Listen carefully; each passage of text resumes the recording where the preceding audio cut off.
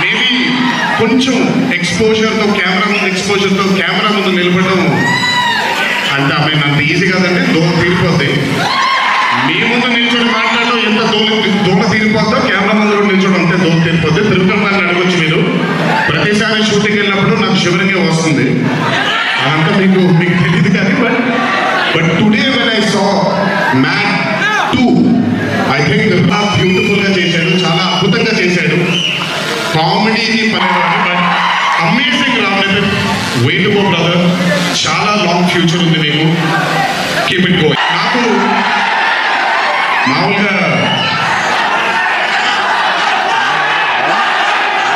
2011లో పెళ్ళైంది నాకు. 2011లో పెళ్ళైంది నాకు. వీడు చాలా చిన్న పిల్లోడు.